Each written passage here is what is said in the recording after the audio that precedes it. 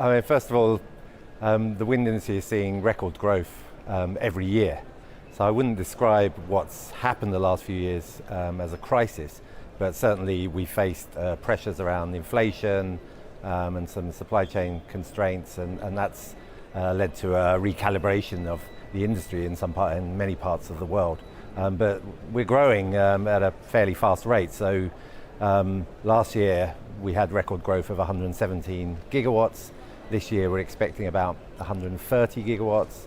Next year we go to 148 gigawatts, and then we build towards the end of the decade to around 200 gigawatts a year. So we're on a trajectory to double installations towards the end of this decade. So I wouldn't say we're in crisis, but certainly we've had challenges that we've been overcoming.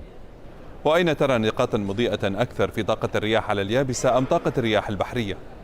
So onshore is growing at a renewed rate. There's the big mature markets which are growing fast. So that includes Europe, places like Germany, the US, and of course China, which is growing fastest of all.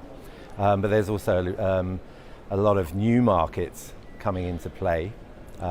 Places like the Middle East, Central Asia, and then also what we're seeing is global offshore is growing faster than onshore in terms of average growth per year. So offshore is actually really becoming a very, very important part of this. هل من علامات تشير إلى عودة مصنعي توربينات الرياح الغربيين نحو الربحية؟ Indeed we are, and you'll have seen the largest Western turbine manufacturer return to profitability last year. We expect the others to do so as well.